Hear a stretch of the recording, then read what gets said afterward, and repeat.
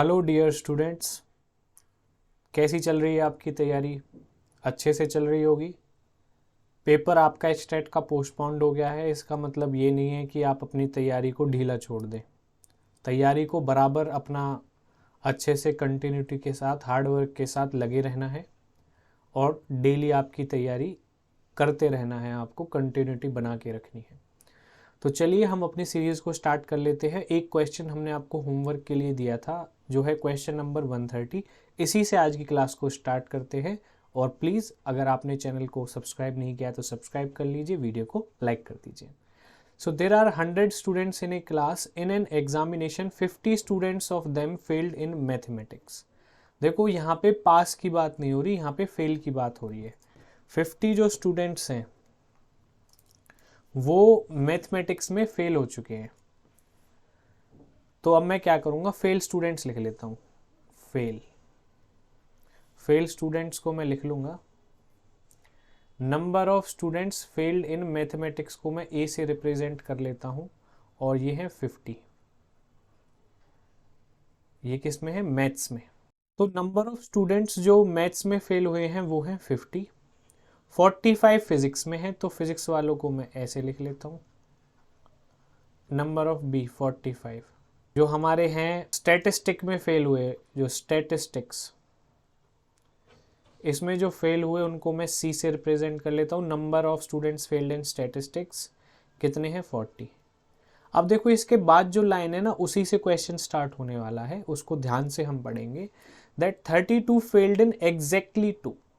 अब 32 स्टूडेंट्स ऐसे हैं जो 2 पेपर में फेल हैं, चाहे वो 2 पेपर मैथ फिजिक्स हो, फिजिक्स स्टैटिस्टिक्स हो, स्टैटिस्टिक्स मैथ्स हो, या आपका कोई भी 2 कॉम्बिनेशन यहाँ पे बन रहे हैं।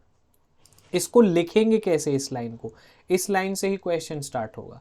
तो हम इसमें क्या करेंगे, नंबर ऑफ स्टूडेंट्स, अब इसमें सिर्फ फेल की बात चल रही है, तो number of students A intersection B अगर मैं लिख देता हूं तो इसका मतलब ये हो जाता है कि वो स्टूडेंट्स जो ए में भी फेल हैं और बी में भी, मतलब मैथ में भी फेल है और फिजिक्स में भी, प्लस में number of students B intersection C, B और सी में फेल होने वाले और सी और ए में फेल होने वाले। लेकिन जब मैं इन तीनों को प्लस करूंगा तो एक कॉमन पोर्शन है जो 3 टाइम्स ऐड हो जाएगा।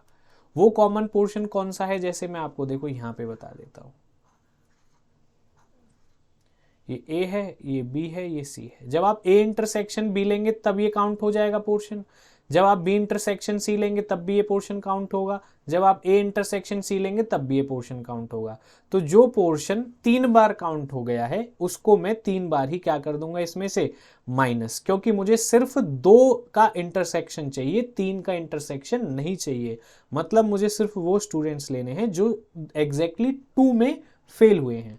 तो मैं माइनस कर दूंगा 3 times elements of the student, the number of students failed in all 3। मुझे ऑल 3 से काम अभी नहीं करना है, ठीक है, क्योंकि ऑल 3 अब ये इसमें से माइनस कर दिया तो ये किसके इक्वल हो गया? 32, because 32 students are the students who are failed in exactly 2 subjects.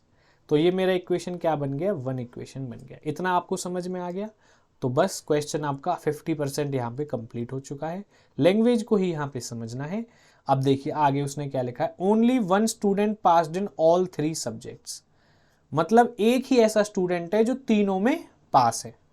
अगर एक को मैं टोटल जो कि 100 है, 100 में से एक को माइनस कर दूं तो क्या आता है? 99। और 99 ऐसे स्टूडेंट होंगे जो किसी ना किसी पेपर में क्या है? फेल हैं। मैं दोबारा बोल देता हूं, क्वेश्चन में उसने बताया है only 1 student passed in all 3 subjects. इसका मतलब ये होता है कि एक ही ऐसा है जो तीनों पेपर में पास है, और उस एक को मैं हटा दूं 100 में से तो 99 स्टूडेंट्स बचेंगे, और 99 ऐसे स्टूडेंट है जो किसी ना किसी पेपर में क्या है? फेल हैं। और किसी ना किसी पेपर में फेल है को मैं मैथमेटिकल लैंग्वेज में यूनियन से रिप्रेजेंट करता हूं, और 3 सब्जेक्ट हैं A B C, math physics and statistics. तो मैं इनको यूनियन लेने वाला हूं जो किसी ना किसी में फेल है, चाहे एक में फेल हो, चाहे 2 में फेल हो, चाहे तीनों में फेल हो, लेकिन फेल जरूर है, क्योंकि मेरे पास एक ही ऐसा स्टूडेंट है जो सब में पास है। तो मैं यूनियन लेने वाला हूं n A union B union C. इसका फॉर्मूला होता है, आपको याद करना पड़ेगा, नंबर ऑफ ए को ले लो, फिर बी के एलिमेंट्स ले लो, फिर सी के स्टूडेंट्स ले लो, एलिमेंट स्टूडेंट्स ए की बात है यहाँ पे, और फिर अब इसमें से मैं क्या करता हूँ, minus number of elements of, जो ए और बी के कॉमन है उनको माइनस, जो बी और सी के कॉमन है उनको माइनस, जो सी और ए के कॉमन है उनको माइनस। अब इसमें एक और चीज, इसमें वो भी तो आगे जो तीनों में कॉमन है तो उनको भी माइनस कर लो, n A intersection B intersection C. ठीक है जी, ये आपको याद करना पड़ेगा। ठीक है, यूनियन को ओपन करने का तरीका होता है 3 एलिमेंट्स का। पहले ए बी सी के लिख लिए, फिर जो ए और बी के कॉमन वो हटा दिए, क्योंकि 2 बार काउंट हो रहे हैं ना ए और बी वाले, बी और सी वाले भी 2 बार काउंट हो रहे हैं, सी और ए वाले भी 2 बार, और जो तीनों में वो भी 2 बार, तो इसलिए मैंने उनको माइनस कर लिया। इतना समझ में आ गया।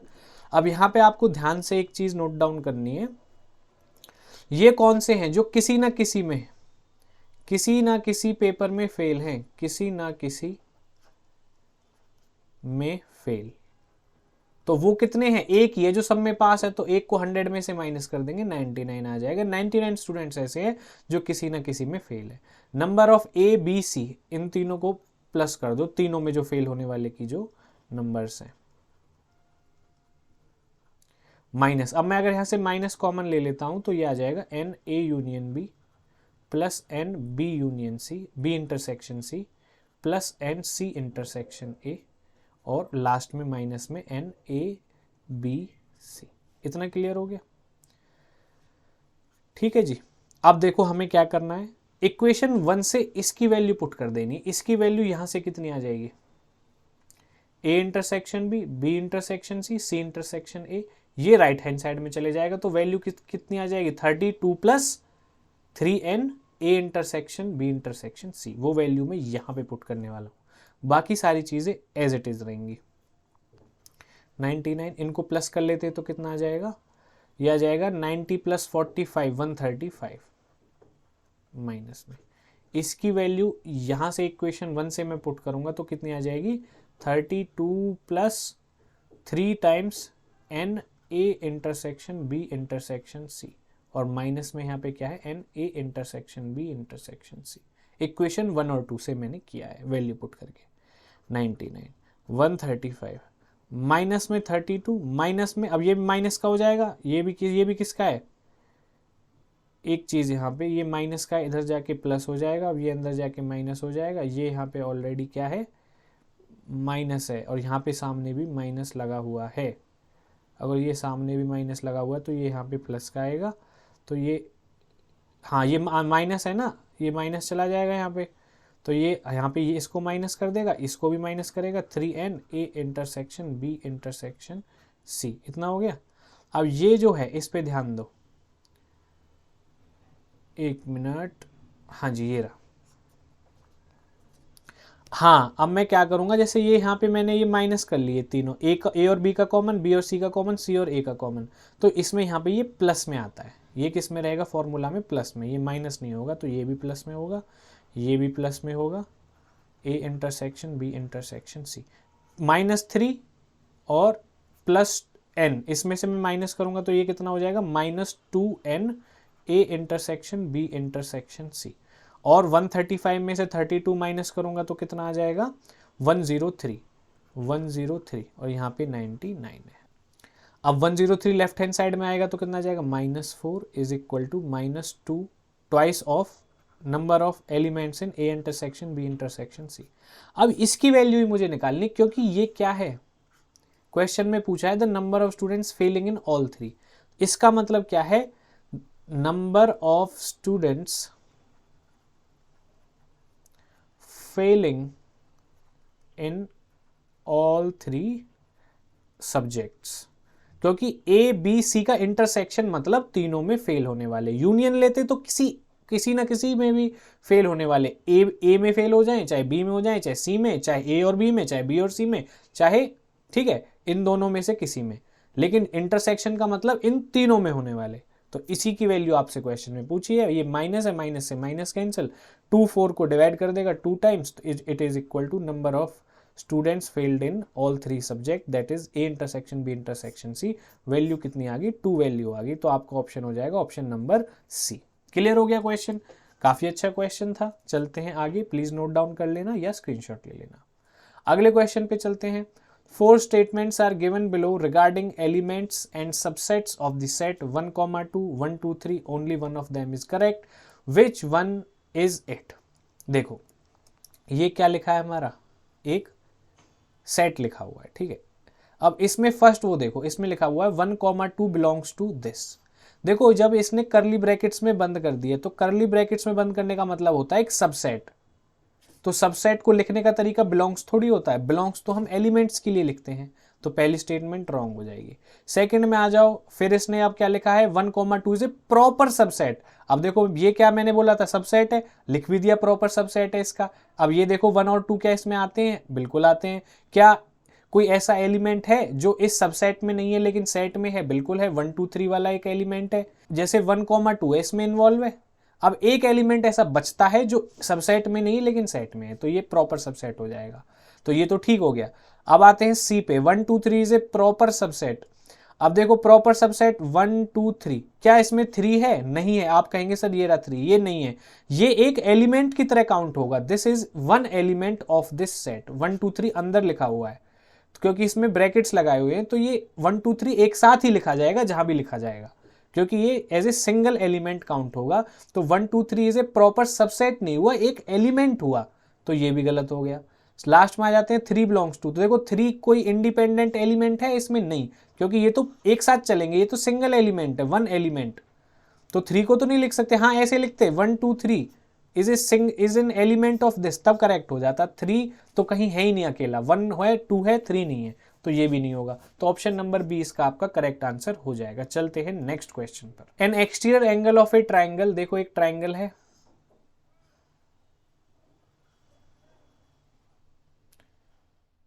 ये कितना है 108 degree, and its interior opposite angles are in the ratio. तो मैं जब रेशियो में होते हैं उनको 4:5 है, तो 4x 5x में ले लेता हूँ।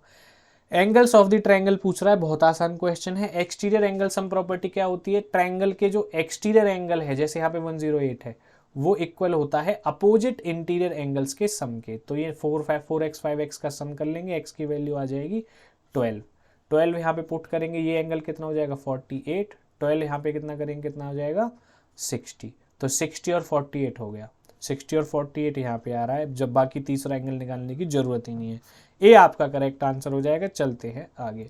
3 fair cubical dice are thrown simultaneously. The probability that all 3 dices have the same number of dots on the face showing up. Same number of dots आने का जो मतलब है वो क्या है कि तीनों पे 1, 1, 1 आ जाए, या 2, 2, 2 आ जाए, या 3, 3, 3 आ जाए। ऐसे कितनी पॉसिबिलिटीज बन जाएंगी? 6, 6, 6 आने तक, 1, 2, 3, 4, 5, 6 पॉसिबिलिटीज बन जाएंगी। तो फेवरेबल केसेस कितने बन गए यहाँ पे आपके? 6। अब बात आती है टोटल केसेस कैसे निकालते हैं। टोटल केसेस का फॉर्मूला नोट डाउन कर लो, बार बार इस्तेमाल होने वाला है। देखो पॉसिबिलिटीज क्या है, नीचे तो लिखो पॉसिबिलिटीज और रेज टू पावर में कर दो ट्रायल्स। पॉसिबिलिटी क्या है? एक डाई को रोल करने पे 6 नंबर है, 6 में से कुछ भी आ सकता है। अब कितनी बार रोल किया है? 3।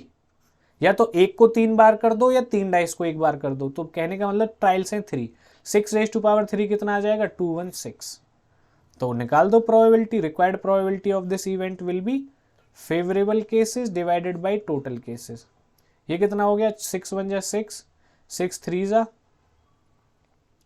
ठीक है जी। अब कितना बच जाएगा? 6 से जाएगा या नहीं जाएगा? 6 से तो ये नहीं जा रहा है, या जा रहा है? 1 मिनट। 6 डिवाइडेड बाई 216 कितने से जाएगा? 3 से। 3 2 जा, 3 7 जा, 3 2 जा, फिर 2 से, तो 1/36, 36 टाइम्स जा रहा था, ठीक है ना। 1/36 ऑप्शन नंबर सी आपका करेक्ट आंसर हो जाएगा। चलते हैं नेक्स्ट क्वेश्चन पर। If F and G are 2 functions defined as, ये फंक्शन है जब x की वैल्यू 0 या 0 से कम है, ये फंक्शन है 3gx जब x की वैल्यू 0 या 0 से ज्यादा है। तो domain of f and g, f और g का डोमेन, जब डोमेन आपसे पूछ रहा है दो चीजों का, तो इन दोनों के डोमेन ऑफ f का इंटरसेक्शन लेना होगा डोमेन ऑफ जी का। बेसिकली एफ और जी का जो डोमेन होगा उसमें जो कॉमन डोमेन होगा वही हमारा आंसर है, क्योंकि हम एफ प्लस जी का डोमेन निकाल रहे हैं। दूसरी इंपॉर्टेंट बात यहाँ पे एक और है नोट डाउन करने वाली, कि ये डोमेन बेसिकली क्या होता है, ये होता है इनपुट। तो यहाँ पे इनपुट देखो, फंक्शन ये है, इसमें एक्स इनपुट है, एक्स की वैल्यू कहाँ कहाँ जा रही है वही उसका डोमेन है, तो एक्स बिलोंग्स टू 0 या 0 से कम। अब 0 या 0 से कम को मैं कैसे लिख सकता हूँ, -∞ टू 0, 0 के इक्वल भी है तो यहाँ क्लोज्ड ब्रैकेट या ओपन ब्रैकेट। अब आ जाता है g of x is equal to 3, X की वैल्यू यहाँ पे कहाँ तक जा रही है इस फंक्शन के लिए, 0 है या 0 से ज्यादा है। अब 0 इंक्लूडेड है क्योंकि ये स्लैक इनइक्वालिटी है, 0 के इक्वल है, तो ये 0 क्या हो जाएगा, इक्वल हो जाएगा। तो आप इसको क्लोज ब्रैकेट में लगाओ +∞ तक। इन दोनों का इंटरसेक्शन लेना है, तो इनमें ये देखो कॉमन एलिमेंट क्या है, सीधी सीधी बात है, 0 ही कॉमन एलिमेंट है भाई साहब। तो सिंगलटन आपका जो एलिमेंट है वो आपका आंसर आ जाएगा, दैट इज 0, क्योंकि इसमें सिंगल एलिमेंट है इस सेट में। तो ऑप्शन नंबर ए आपका करेक्ट आंसर हो जाएगा। चलिए चलते हैं अगले क्वेश्चन पर, साथ के साथ नोट डाउन करते रहिए, स्क्रीनशॉट लेते रहिए। If the sum of all elements of an infinite geometric progression is, infinite progression है ना, तो sum of infinite terms is equal to 1/5 times of odd terms, तो एस ऑड लिख देता हूं यहां पे। ये क्वेश्चन में गिवन है एक कंडीशन, ये क्वेश्चन में गिवन कंडीशन है। अब हमें पता होना चाहिए इनफाइनाइट ज्योमेट्रिक प्रोग्रेशन का फॉर्मूला क्या होता है, सम का। सम कैसे निकालते हैं इनफाइनाइट टर्म्स के लिए, इनफाइनाइट जीपी की टर्म्स के लिए, ये होता है a/1 - r, where r is the common ratio and a is the first element या फर्स्ट टर्म। ठीक है जी, first term of the GP. अब पहले मैं ये s इंफिनिटी के लिए निकाल लेता हूं, एक कोई भी मैं अपनी तरफ से लेट कर लेता हूं, एक इनफाइनाइट जीपी, एक जीपी में लेट कर लेता हूं, a आर स्क्वायर, क्योंकि r मल्टीप्लाई होता रहता है यहां तक, ऐसे जाता है इनफाइनाइट तक।